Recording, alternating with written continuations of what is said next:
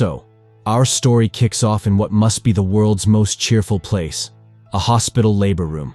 Here's our hero, Marie Sambrel, popping out a baby like it's a walk in the park. She's a single mom, because drama.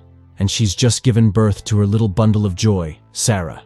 They have a nice cuddle because, well, that's what you do with fresh babies. Fast forward 3 years and Grandpa Russ is in the picture, playing super nanny.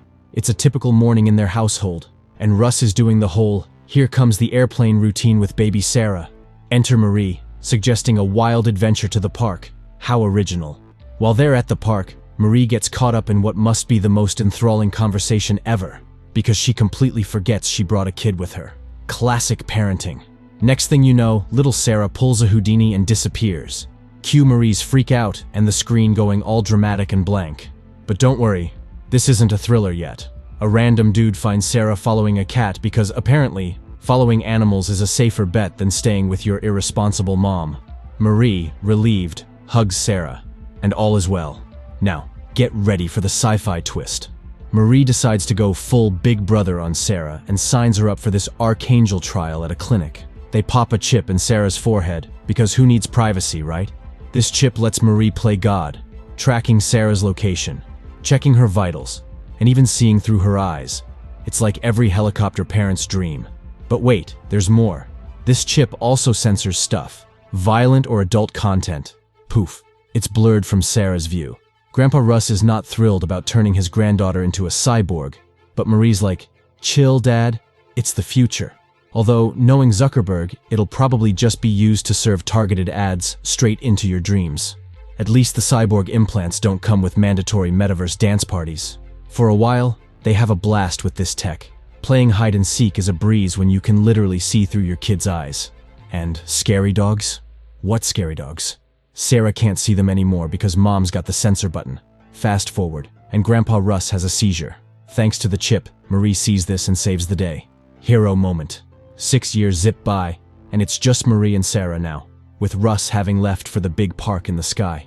They visit his grave, and because sad moms are apparently PG-13, Sarah's chip blurs Marie's face. Sarah, still living in her censored bubble, heads to school. Her friends are watching some hardcore action on their tablets, and Sarah, Miss I Can't See Bad Stuff, asks them to narrate, because nothing beats a secondhand description of a cool video. So our girl Sarah, who's been living in a bubble so thick, she probably thinks The Walking Dead is a show about sleepy people. Her friends are all in on the secret that she's, let's say, sheltered. There's this one friend, Trick, who's like the Gandalf of their group, trying to explain the real world to her. When Sarah asks what blood looks like, he calls it red juice, because why not make it sound like a breakfast drink? The system Sarah's mom installed censors everything, even Trick's creative use of language. So, whenever Trick tries to express himself colorfully, all Sarah hears is the sound of a TV on the fritz. One day, Sarah, feeling artsy, draws a man with a head wound. But just as she's about to admire her Picasso-like masterpiece, the system blurs out the blood. Talk about a buzzkill. Frustrated with her G-rated life, Sarah does what any reasonable person would do. She stabs her finger with a pencil to see real blood. But nope, the system blurs that too. It's like living in a world where ketchup is the only red thing allowed. Just then, her tablet starts beeping like it's self-destructing because, surprise, Sarah's stressed. Mom rushes in, only to find Sarah reenacting a scene from a low-budget horror movie. The next day, they're off to the therapist, where Sarah fails to recognize a picture of people fighting. Her mom, quick to jump to conclusions, thinks it's autism. But no, the therapist says it's just the side effect of living in a world where the biggest threat is a paper cut. The therapist tells them that this Arkengle thing was basically the tech equivalent of McDonald's mozzarella sticks, a total flop. He suggests ditching the parental unit since they can't remove the implant.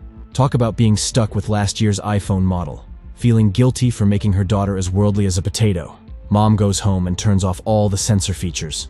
She then hides the tablet in the kitchen, like it's some forbidden fruit from the Garden of Eden. She breaks the news to Sarah at breakfast. Sarah's reaction? She's as skeptical as a cat at a dog show, because life without mom's helicopter parenting? Unthinkable. Sarah ventures outside, only to be greeted by the neighbor's dog barking for the first time. It's so shocking she nearly becomes road pizza trying to cross the street.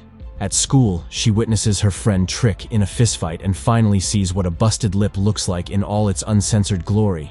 Trick, seizing the moment, decides to be Sarah's guide to the R-rated side of life. Because what are friends for if not to corrupt your innocence? The next day, Mom waves goodbye to Sarah and banishes the tablet to the attic, like it's Jumanji or something. Time flies, and Sarah is now 15, finally adjusted to the real world. She even becomes BFFs with the once scary dog. At school, she meets grown-up Trick, and there are sparks. Trick, ever the gentleman, invites Sarah and her friend Meryl to a bonfire by the lake. They plan to lie to their parents about going to a girls' movie night because, honestly, what's a teenage story without a bit of harmless deception? So, Sarah comes home and tells Marie everything. And Marie? She's just like, cool story, bro, and doesn't even bat an eye. Why? Because she's got her own hot date.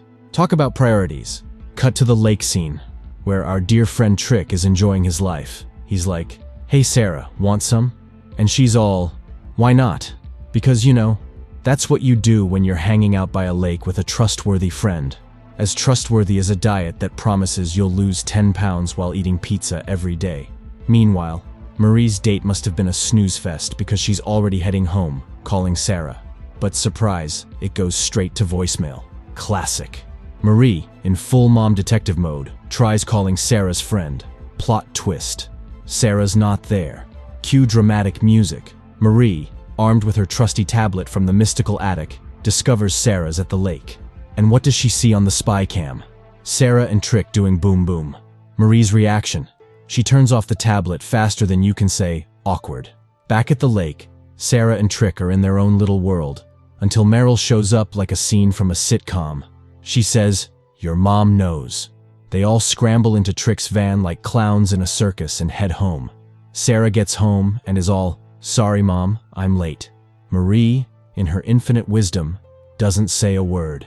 The next day, Sarah heads off to school, clueless. Marie, not one to give up her newfound spy career, takes the tablet to work. After school, Sarah and Trick are hanging out, and Sarah's like, tell me about your business of shady things, Mr. High. Trick, ever the gentleman, says it's not for her. But Sarah, the curious cat, insists on taking a peek. So Trick agrees, and he tries to teach Sarah how to do shady stuffs. Sarah, not one to miss out, is like, I got it. Trick, with all the enthusiasm of a wet blanket, gives in. Back at the Batcave, Marie's super tablet starts ringing with a high alert. Imagine her horror when she sees Sarah, doing things you are not supposed to do. Marie goes full Hulk mode and smashes the tablet. Then, she turns into Sherlock Holmes, reverse-searching Trick's life story on her computer.